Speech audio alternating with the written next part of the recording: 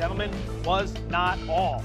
Mac Jones and the Niners taking on the Rams. Thursday Night Football. Fit check, Harry Douglas. Well, number one, you should have knew he was going to win that game. Showing up like a villain, baby. Harvey Two-Face. Early second quarter, Niners leading 7-0. Second and goal. Jones to Christian McCaffrey. Fired up. Niners jump out to an early 14-0 lead. Look at that swag. Feeling myself. Help me out right here, Harry Douglas. Just over 6 minutes left in the third quarter. Rams trailing 20-7. Matthew Stafford, Tutu Atwell. Number one, great job by Tutu Atwell being matched up with a safety. Hit him with an out move back across his face. Matthew Stafford put the ball right on him. Then into the best guy on the field, Puka Nacua, touchdown. Rams cut the Niners lead to 20-14. Fourth quarter, same score. Second and goal from the 8. Stafford, Williams, bang. Rams tie it at 20. All important extra point. No big deal. Get the defense ready to stop. We're going to win the game. Oh, my God. Here we go again. Not Kickers. No, we're not at 20. That can't possibly come back to haunt the Rams later. Can it? Under 5 minutes left in the fourth. Niners drive, second and 10. Harry Douglas, tell me about Kendrick Bourne.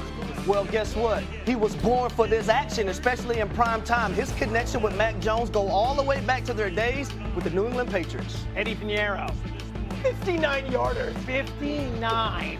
Remember when the Niners couldn't make a field goal to save their life? Pinheiro was nails last night. Niners go up 23-20. Bart Scott, Rams, first and goal. Just over a minute to go. Oh, your heart hurts right here. This punch out, this peanut punch is killing everybody in the league. Got another victim yesterday. That's a second-round player, Alfred Collins, with the play of the game. Never give up.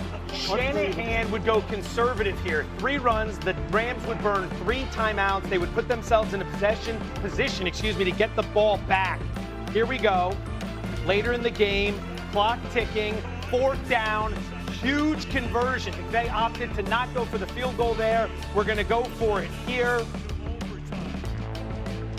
Fight on set. Good. We're going to OT.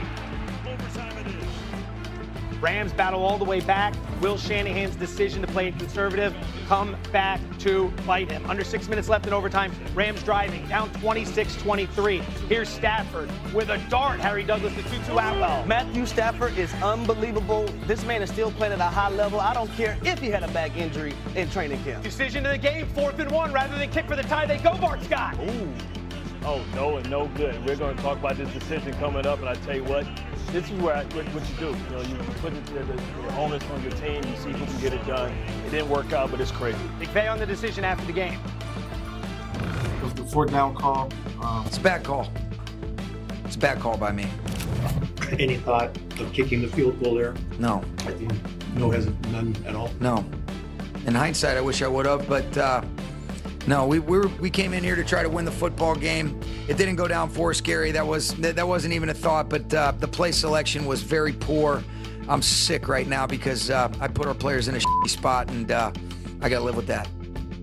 Bart Scott, McVay takes the heat for the decision. Did you agree with the idea to go for it there? Of course I agree with the decision. I think, he has the understanding of his team. This is a team that's played at a high level. I agree with the decision. I don't agree with the play call, taking it out of the best player on the field hands, giving him options. You know whenever you're going to have a 4th and short or anything, most defensive coordinators are going to sell out and either come with a cover 0 and eat up all the gaps. That's exactly what Robert Saleh did.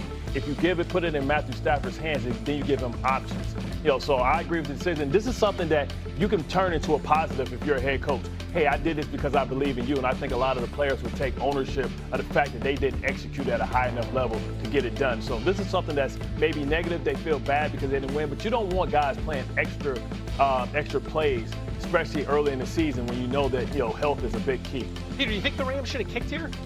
No, but I with Bart on this, you put the ball in Stafford's hands, and McVay knows it. He said he was sick, and then he also, in respect to Cam Schlittler, he said that he felt like Schlitt afterwards. He did say that. Careful now. Yeah, I did it right.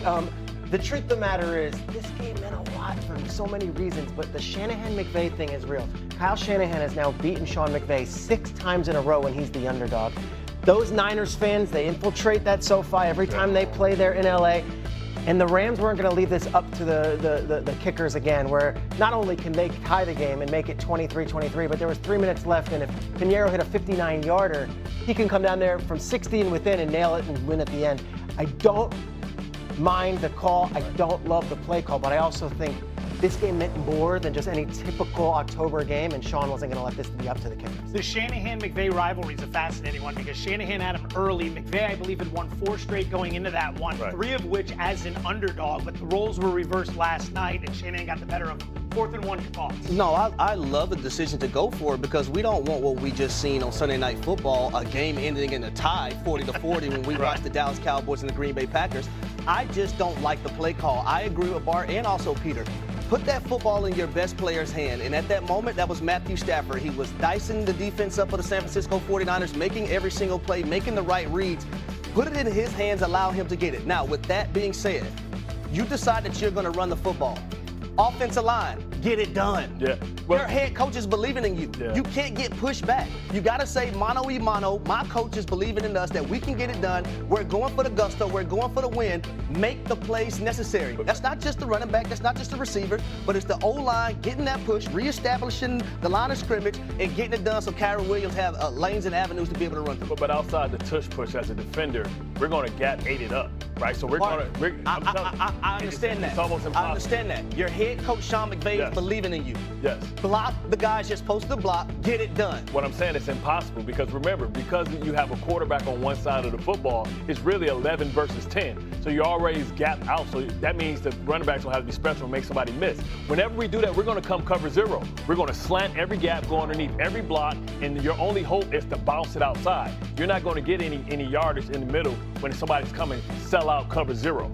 Let's look at the other side of this. Niners pull off an improbable win, 8.5-point dogs, injuries abound. Biggest takeaway? That this team is as well coached as any in the league, and they play for that guy. You look at the injuries that they have, and you can't even, this full screen doesn't even do it justice. No, Jawan Jennings is just one of the, there's all these guys who are out, and yet in the game, we saw players leaving. We had a broken hand from the defensive player. We had Matos go out also. And then in the biggest of moments, Mac Jones is getting banged around, looking like he's got broken ribs out there. Like and they trot him out. He felt like Rocky Balboa. And they find a way. And let me tell you why this is so significant. I know it's October. This rivalry is real. This is a division win on the road. This might play a role when we start talking about division winners and who won where. What the Rams had to win this game because it's at home, and they're the big favorites. You can't lose these types of games in these spots. Stafford threw for a ton of yards. They had 450 yards of offense and lost. What a gutsy win by Mac Jones, and what a gutsy win by this 49ers unit, which was down a ton of men. All injuries aren't created equal because one of those injuries on the list could be an upgrade when you talk about Mac Jones and him being able to be able to play a little bit better than Brock Purdy and what he offers with his size and maybe his arm strength. So let's drill down on that a sec. Jones was phenomenal last night, 342 yards, second most of his NFL career, and his 3rd start for the Niners as they continued to win with him under center. Does Shanahan consider the idea of riding with the hot hand here despite the fact that Brock Purdy just got paid? So Brock Purdy is my quarterback right now moving forward. Now, what this does is give you insurance if you're Kyle Shanahan to say that I have time to allow Brock Purdy to get as healthy as possible. He's dealing with a toe injury. He will not be 100% the rest of this season, but it buys them more time. Mac Jones has been able to get the job done. He's throwing with anticipation. He understands the offense. He has that connection with Kendrick Bourne. And like we mentioned, they have a ton of injuries, but it buys them time with Brock Purdy so you don't have to rush him back.